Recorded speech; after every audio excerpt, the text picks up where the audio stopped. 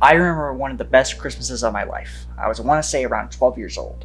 I remember waking up, running downstairs to a buttload of presents. And when I opened them, I was ecstatic to find a brand new PS4, and with it, a bunch of new games. I remember the feeling of unwrapping them, finding out what new games I'll get to play on my brand new PS4, Spider-Man, Minecraft Story Mode, Crash Bandicoot, etc. And then taking the shrink wrap off and smelling that new game smell. Oh, that smell, it's so nostalgic. This is a core memory for me, and one that I'm so grateful I got to experience. And looking back at it all, I never really thought that someday this wouldn't be a universal experience. That this is being taken away from future childhoods. That one day when I have future kids, I won't be able to give them the game that they asked for and watch as they unwrap it and their smile grows, just like my grandparents did for me. Sony's made an announcement saying that in January of 2028, they will no longer be producing physical games. And unfortunately, this is only the beginning.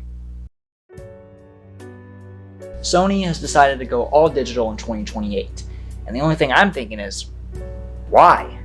The only official statement I was able to find says that it's based off consumer preferences, which unfortunately, yeah, it's true.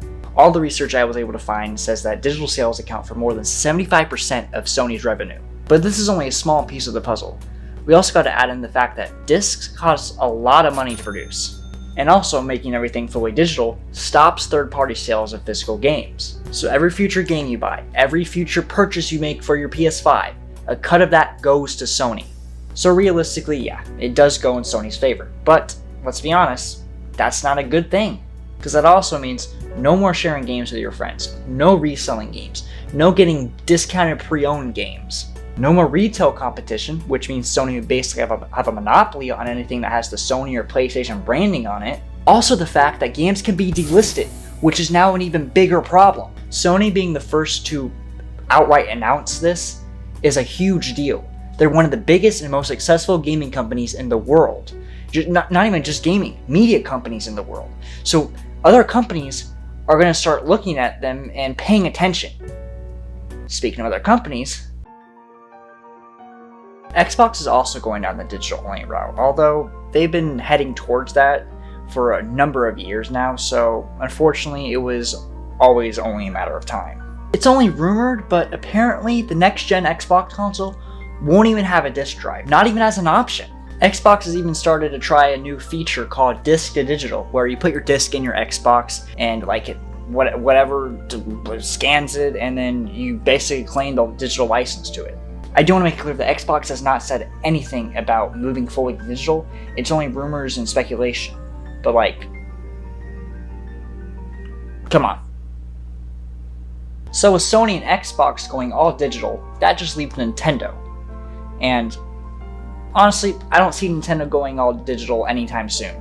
Nintendo is a strange case, because they like doing things their own way. But how long is that going to last? Let's be honest, the majority of people who have a Nintendo console, especially nowadays, have it as their secondary console. So if everyone is now being forced to buy their games digitally for their main consoles, PS5 and Xbox, then I feel like the majority of people will start doing that for their Switch games too. Especially with how physical Nintendo games cost so much fucking money. So how long until Nintendo goes, no one's buying the physical games anymore, so what's the point? I hope to God that doesn't happen, but there is a chance. Sony said they're discontinuing physical game releases, but Sony doesn't just produce video games. We're getting closer and closer to DVDs basically just being eviscerated.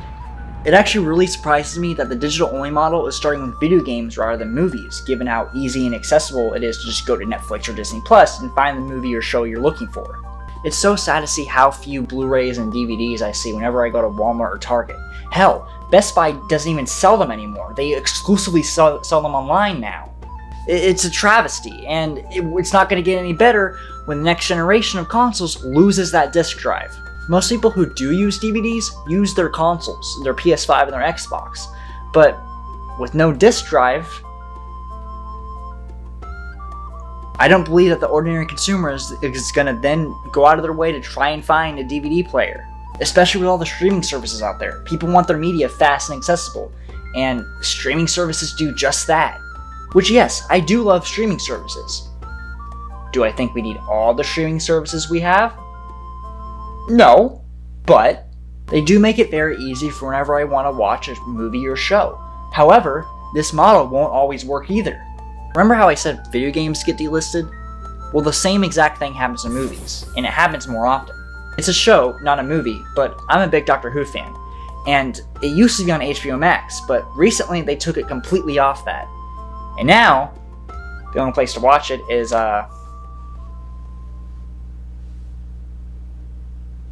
AMC Plus. You see this movie I'm holding right now? It's Spider-Man 2. Great movie. 5th best Spider-Man movie. I see how I'm holding it? See this? I own this. I can do whatever the fuck I want with this. I could wipe my ass with it. But Spider-Man 2 on streaming? Well, it was on Netflix for a while. But then Sony and Disney made a streaming deal, so now it's on Disney Plus. Ah man, so I gotta buy a whole nother streaming service to watch it? It's a good enough movie, fine, okay. But we've seen Sony and Disney have disputes about Spider-Man before, when they were back in 2020 or 2019, whenever, after Far From Home, when they were going to take him out of the MCU. So what's to say that when the streaming deal is over, that Sony is going to re-up it? They might not. They might just be like, oh, we're going to make our own streaming service. Then I have to buy 3 streaming services. Do you see the problem? Physical is simple. Digital is complicated and convoluted, and what do you mean I get ads in the middle of Daredevil Born Again Season 2? It's a Disney Plus exclusive. Disney, stop playing with me! Back to the Spider-Man 2 DVD. Like I said, I own this. I own all of these. Why would I want to pay $70 for a game that Sony can take away from me at any point in time when I can pay $70 and actually own the game? Plus you get a nice cool little box with it. Hey Sony, guess what? I haven't played my copy of Injustice 2 in over 3 years because I hate it. What are you gonna do? Take it from me? Well guess what? You can't, because I paid for it and I own it. It's a serious problem that you can pay $70, sometimes even $100 for a digital game just for Sony to lose the licensing to it and then be like, oh, you can't play the game you bought anymore. It's stupid! It's also horrible for game preservation. Right now, I can go out and buy a PS3. Oh, darn. The store's gonna go offline on the PS3? Ah, rats. Well, no harm. At least I can go out and buy PS3 games. Well, in 20 years, I won't be able to do that with the PS5. And yes, I know it has some physical games, but you get my point. The PS6 won't have a disc drive, so when it goes offline, that's it. That's wraps. Dunzo, buddy! With everything moving exclusively to digital, we're now at a greater risk of losing games to time. And sure, disc rot is a thing. My copy of Destroy All Aliens here isn't going to last forever. There's a possibility that in this next generation, we enter unprecedented numbers of delisted and lost games. Albeit not a great game, the Avengers game. It was delisted from all storefronts, so the only way to play the game is to have a copy of the game. Imagine if it didn't release physically. The world wouldn't be losing much, but I've illustrated my point clearly. I love collecting video games. Not just retro video games, video games. So I always try my best to get physical, especially when it's a game I'm really excited for. So it kind of takes away another aspect of the fun for me. Because now there's nothing to collect! This isn't just another shift in the industry like when we move from cartridges to discs. This is ruining core aspects of the gaming experience. But don't take my word for it. I decided to ask my friends a simple question. What is their favorite memory of receiving a game? My father had kept his games ever since he was a child, playing on the Atari 2600, and I think he collected up until the PS3.